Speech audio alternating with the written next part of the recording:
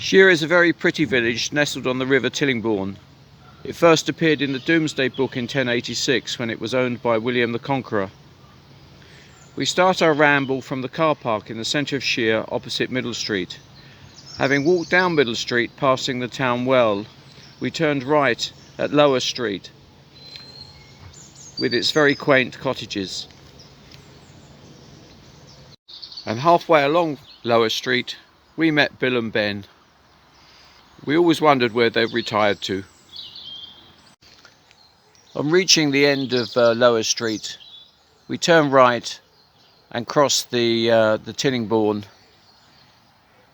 head up the hill, and by the first house look for an alleyway that leads us through to some fields and then over to Sherbourne Church.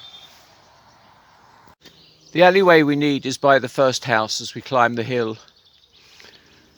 It has a yellow mark on the post and is called the Fox Way.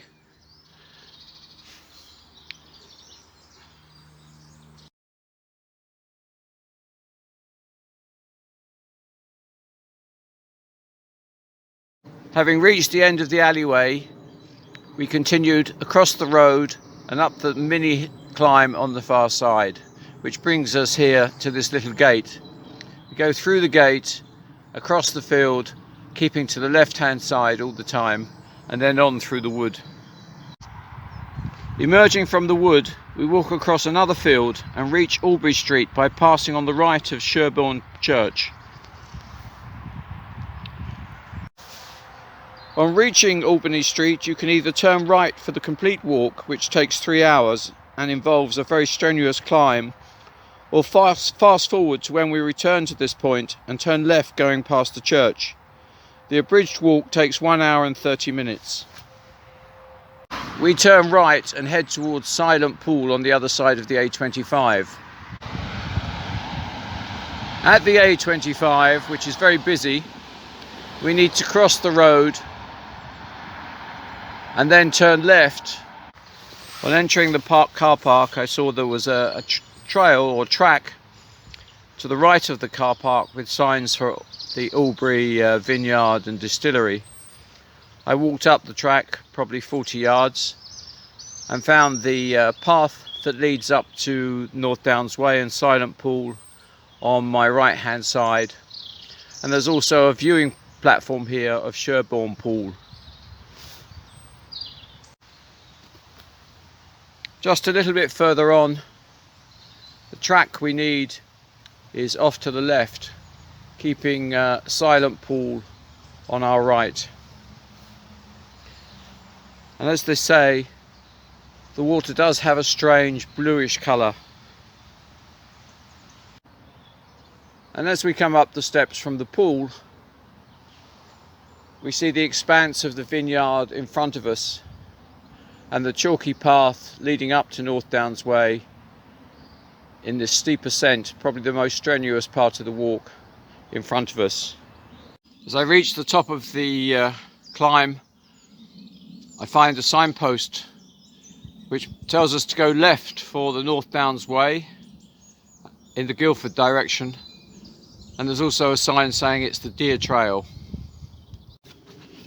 At the fork in the road, we just keep going straight, in other words, veer to the right. As we come along the track, you will see the octohedron by Will Nash. The plaque says that this was inspired by natural geometry and incorporates kaleidoscopes to view the surrounding nature. As we come into the car park, there's a public footpath sign pointing us down the track with wooden upright logs on both sides. This takes us back to Shere, and that's the path that we now need to follow. So we're leaving the North Downs Way. Perhaps as you would expect after the previous high ascent, the descent here to Albury and Shere is just as steep. The track eventually turns into a laneway, and we continue our descent by following the laneway down the hill. And a little bit further down the laneway we come to a track on our left and some signposts. We're turning left here and along this public footpath, and if you look at the post you'll see there's an indicator here that this is the Deer Way. Morning. Morning. Hello. Morning. And I've got a beautiful garden. Morning, ladies. Hello. Hi.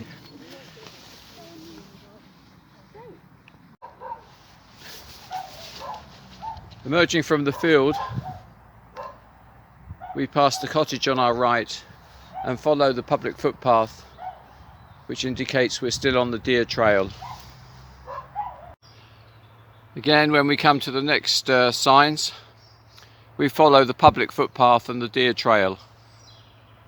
We emerge from the wood and head back to Sherbourne Church, where we turn to the right and continue our walk. On reaching the road, we follow the footpath past the church to New Road. Just before we get to the new road, we will pass over the Tillingbourne once again. We turn left at New Road and enter Albury Park through the gated entrance.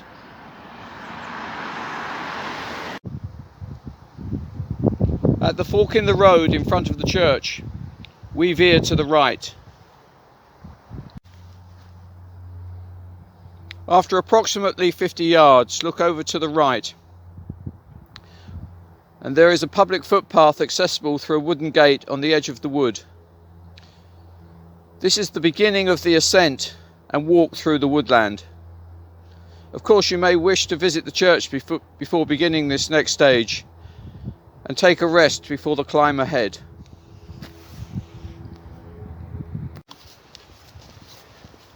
It's only 5 degrees C today,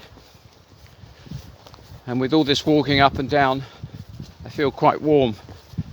Coming through the wood, it's extremely peaceful.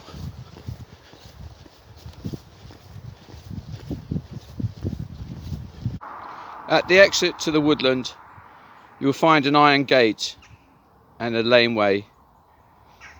20 yards or so along the laneway on the left hand side, we turn immediately left through a wooden gate. The track descends to the River Tillingbourne and thus on to Shere. But there are some lovely views here overlooking the North Downs Way and some beautiful oak trees.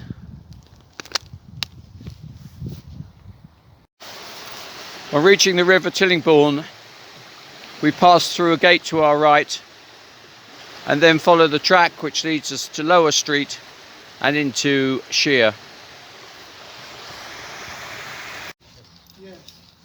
The current church of St James dates to around 1190 and is cruciform in plan.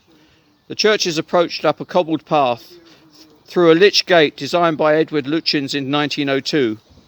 Lutyens would go on to become one of the foremost architects in Edwardian England, designing, amongst other highlights, the cenotaph in Whitehall.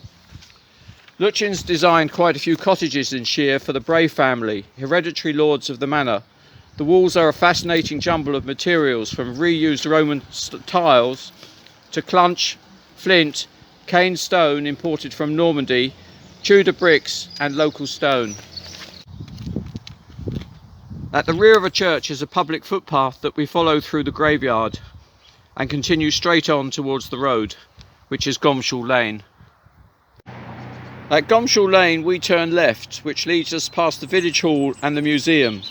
The museum is open from 2 till 5 at the weekends and has a diverse mixture of artefacts and documents. From the museum we continue along the road to the car park where we commence the walk.